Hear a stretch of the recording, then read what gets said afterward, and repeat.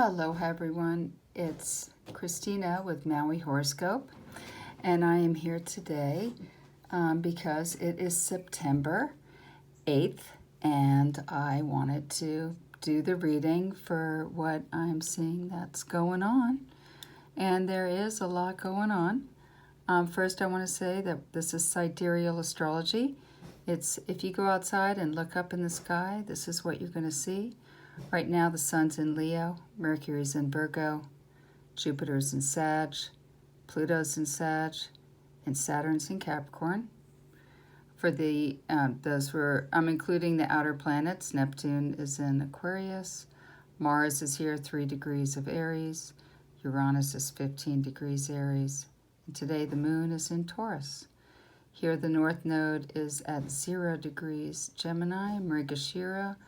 It's moving into Taurus here, and the South Node is here at 0 degrees. I mean, we are at the beginning of a shift, a big shift. The North Node is out of Gemini, out of Mrigashira.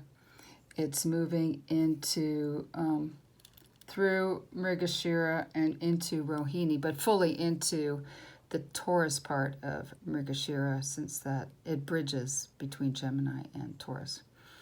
Mrigashira is the deer that's always searching. And of course, we've been on this searching with the medical needs with COVID, and searching on the internet, and searching on the planet, and searching in our heart, and searching in each other, and searching for so much, right? This is just part of the human spirit. And then the South Node is up here. It has gone from Mula into Jeshta, into that scorpion tail hook of Scorpio. And Jeshta is, it's the hook. It's secretive. It can snap when it doesn't like something. So betrayal, loyalty are very important. But it also, what's in the tail of insects, poison. So the South Node is here in the poison, and the North Node is here in Mrigashira, searching for the clue. And over actually the next 2 days, Moon is going to go on this ecliptic point. And so that might be a new beginning here with the nodes and the Moon in Taurus. So it's really about getting back to the earth, watching your diet, looking for answers through medicinal herbs, and nurturing ourselves, taking care of ourselves, slowing down, getting more grounded. This is going to be very important, not just for right now, but for a while, because you have all. This planet, Saturn, is moving today into Capricorn here. And look at this. Saturn's at 0 degrees Capricorn.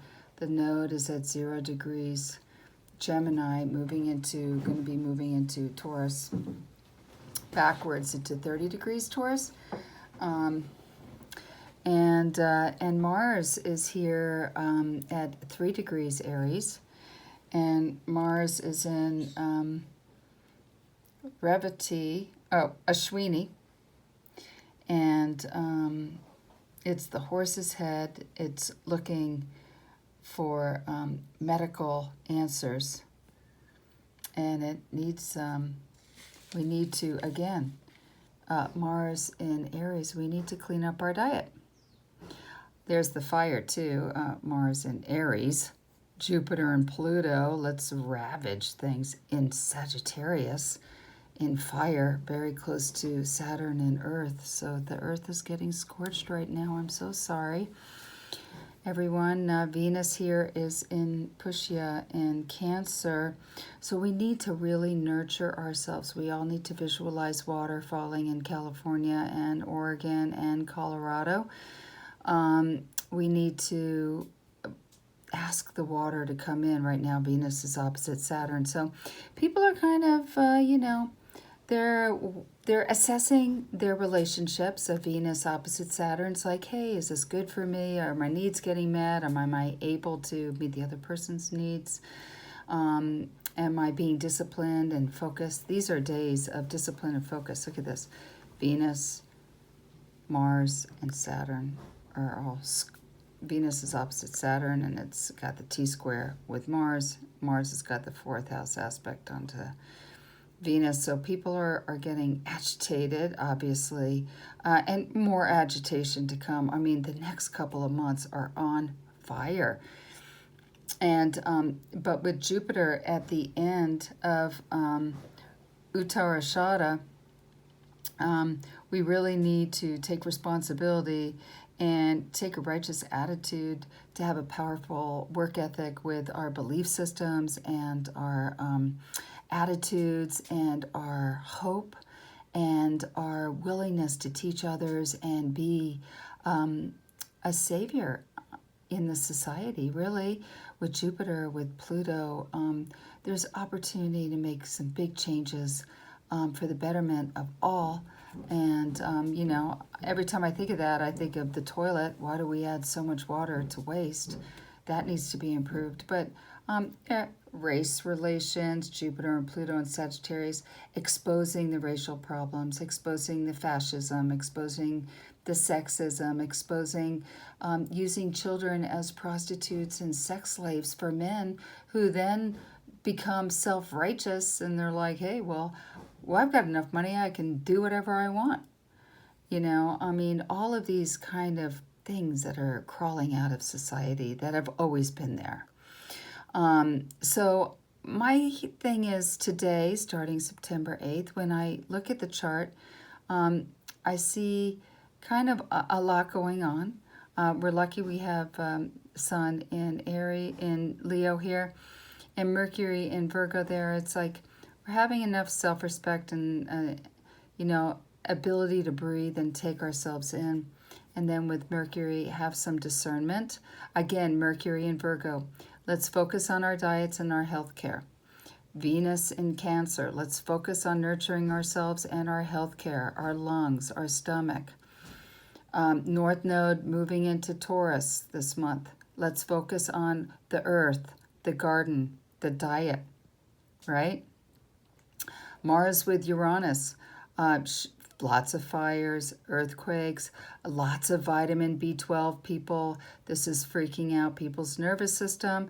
If you've got Sun in Aries, Moon in Aries, Mercury in Aries, please be open to following your intuition and taking the risks without being hazardous to yourself. I'm not going to really touch on Neptune. Here, Saturn, well, in this chart, Saturn in the 12th house, which we're not really doing this charts reading. Saturn with Pluto and Jupiter, all of this is changing. Major transformation over the next year with politics, governments. This fascist thing, Saturn has finally moved off of Pluto. And but then Jupiter's coming up. I'm really hoping that we can get rid of our little orange fascist that we have in the White House. Let's point out that Mars is gone from Pisces into Aries, and then it will go back into Pisces, and then back into Aries. So it'll be going over this, what they call the Gandanta point, fire to water, water to fire, and what does fire and water create? It creates steam, hot, burning, sort of vaporous. So this is that's the agitating thorn in us right now. We're getting burnt by steam. And how is that manifesting in your life? Is it your rising sign? Is it your 8th house? Where is steam touching your gravitational being? Yes, the South Node moving here from Sagittarius to Scorpio, also in a Gandanta period, going from fire to water. So here we have water to fire, and here we have fire to water. And so it's going from the fire to the water. So the South Node is going into Jeshta, and it is Jestra is ruled by Mercury, and Mercury here is in Virgo. So we really need to meditate. We need to be our yogini selves. We need to be cleaning up our diet, pumping our immune systems, doing meditation and yoga, really purging our old held belief patterns and embracing the moment now as if we had zero baggage and we just brought all our gifts from the past into this moment now to be as awake and as present as possible with Mars here in Aries and all this stuff in, all the kids born around 89 and 90, you guys are getting, whoa, you're just like, you're getting electrocuted and you're getting so many wild ideas. I mean, it's such a fantastic time if you're not a heroin addict, if you're not mired in pain, and if you're like working with the government, and I mean, best time for Big Brother. I mean, who's not taking over everything? Then they're going to do AI and robots and say, oh, it doesn't transfer germs, and it's true. And they're going to get rid of paper money, and everything is going to go electronic, because that's the way it's happening. Because the Arctic is melting, the Antarctic is melting, the ice age, where the ice is going away, and worried about the economy. I mean, it's ridiculous. We need to wake up. So, okay, that's the moment right now. Let's go to a couple of other things. What do you got? Donald Trump's here, right here. Donnie is having an eclipse return. Look at that. So Mrigashira, he is searching. He's such a power-hungry man. North Node, Sun, and Uranus, born at the lunar full moon eclipse. And then the South Node in Jestra with the South Node there. So it's all about being being betrayed, and loyalty and secretiveness. I mean, that's all of him. So here he is. We've got the eclipse happening here now, and it will be happening during the election. So, that could really bring him luck, but it could also bring him a tremendous amount of loss. I've already talked about this. And then Saturn's moving up into his 6th house, so he's not really doing very well. He's on a power trip, though, right now, because Mars is trining his Mars, which is very good. But Mars is going through his 8th house, so there's a lot of head tripping going on there, manipulation and secretiveness, and he's got a Venus return over here, and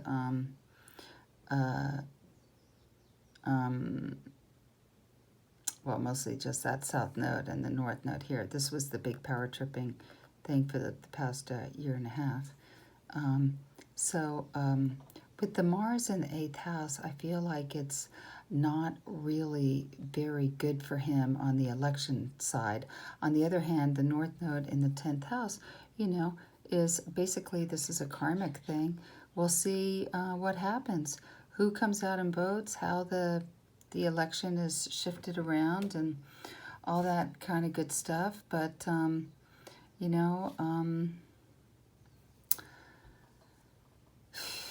mean, I'll be bummed if he wins. I certainly don't want him to win.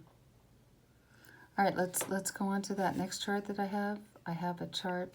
Which one is this? Oh, the United States chart. Yeah, I wanted to pull this up because in the United States chart, now I have it for, I had the transits for today, but I have it for July 4th, 1776, and I actually have a 6:35 p.m.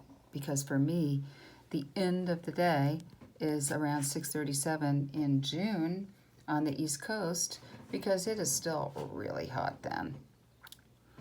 And if you've ever grown up on the East Coast, you know that, I mean, it goes till 10 o'clock at night, the sun, on July 4th. So here we have Sun in Gemini. Sun is starting to go down, and Sagittarius rising. we have Venus, Jupiter, Sun, and Mercury all in the 7th house in Gemini. So Sagittarius rising and opposite Venus, Jupiter, and Sun. So this is a very powerful chart. And of course, it's always about other people, right? And we're always like saving other people, coming to their rescue, lending them money, and all this kind of stuff. And we have a moon in the 2nd, 3rd house here in Aquarius. And so we want to help people, and we've got this democracy, democratic, righteous thing that we use to spread our love of democracy around the world. And although it's a fantastic ideology and fantasy, it really is all about, what's in it for me. And me being the congressional industrial machine of the Defense Department, which no one's talking about these days. So let's go on with this. What's important here is that, look at this, Pluto and Pluto. Oh my God. The United States is having a Pluto return every 250 years or so.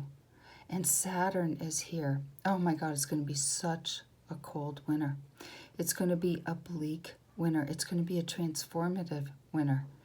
But I want everybody to try to take care of themselves as much as they can.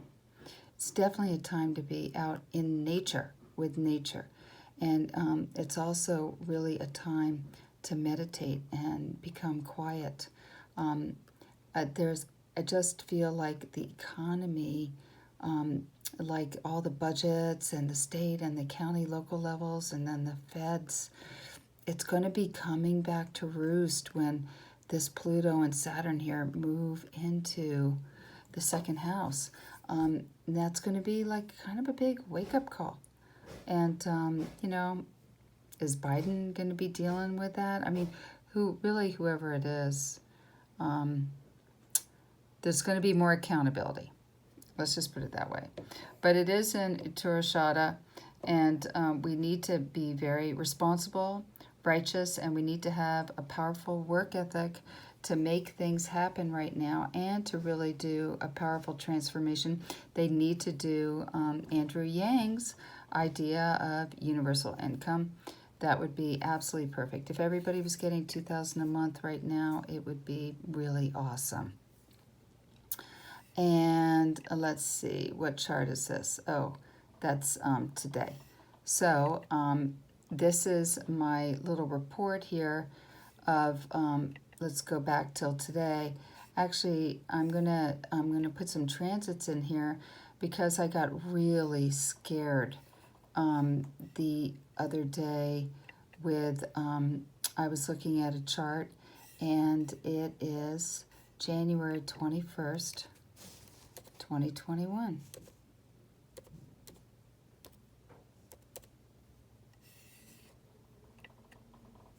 And it was pretty upsetting for me, and I may become kind of an alarmist at times. But I just wanted to show you what I have for the inauguration. Look at that, Mars, Uranus, and the Moon. This is today, and this is inauguration day. This is today, and this is inauguration day. Look what's happening. Moon, Mars, and Uranus. They're on Uranus, and well, here, let's go back to this one. And okay, well, let's just go to Donald Trump's chart.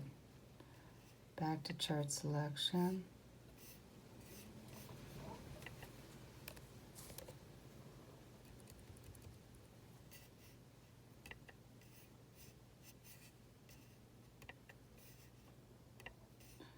Sorry, everyone.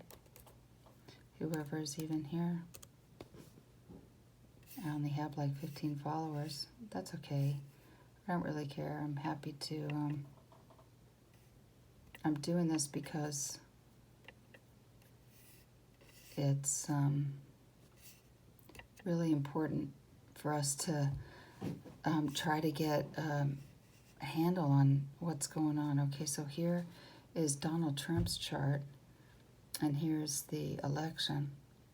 So Moon, Uranus, and Mars will just be in his ninth house, leaving his eighth house.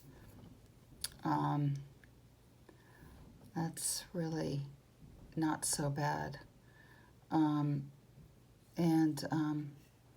But the South Node is going to be here with his Moon, which means a lot of loss. And then Sun, Saturn, and Jupiter are in his sixth house, the house of service and diet and health and losses and open enemies. And so there's going to be some protection there because of Jupiter. And also some like really the only reason why he would want to win the second presidency is to protect himself from going to jail, right? Because he's such a corrupt man. And that corruption. But I could see him cutting a deal with Biden to pardon him and to let him off the hook for everything. This chart on this inauguration day,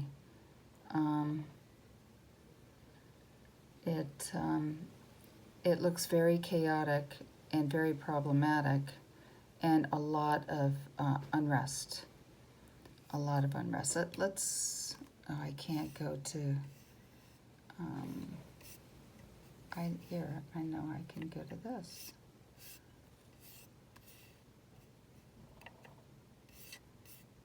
Go. And here is the United States chart with the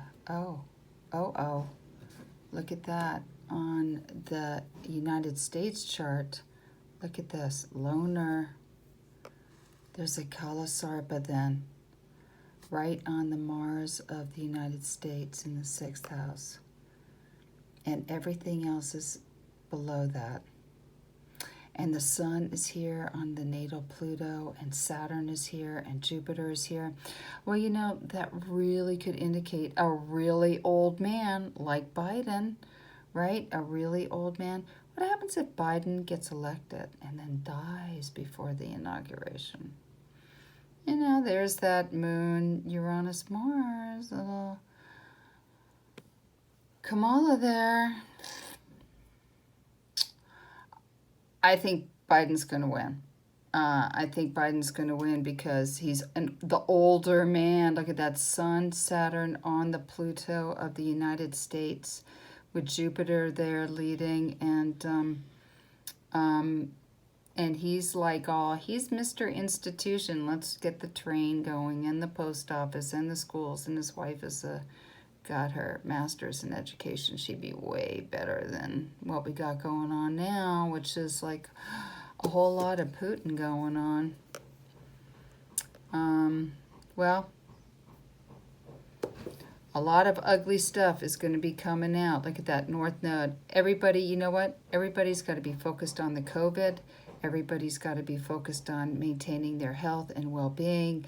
Everybody's got to be getting into their garden and trying to work with on your diet. I wish the government would just give everybody $2,000 a month to stay home. That's what we really need. And I guess I'll be coming back with more. You know what? Let's all agree that this is a wild card. This is a wild card with Mars, Uranus, and Aries all in Ashwini. So we need to really actually just be totally focused on the getting rid of COVID. And I think it's going to be like a lot of ice water thrown on. There's going to be a big, who knows? I'm not looking for the mothership to come on down here and take us away. I love this planet. I want to get into the garden. There needs to be a purging of the old. doing fire ceremony, Agnihotra, or just having fires, staring into fires, burning the unused and unnecessary burdens of the past, and renewing ourselves, taking care of our health, taking care of our well-being. This is what I encourage everyone to take 10 minutes out a day to breathe and just tune into your body. Touch your big toes, touch your head, tune in. All right? So everybody take it on easy. I'll leave you with this chart right here, which is the chart of, well, it was the chart of today. Yes, today's the chart. Here's the chart, and then here's the election chart. So you guys take it easy and have a great day.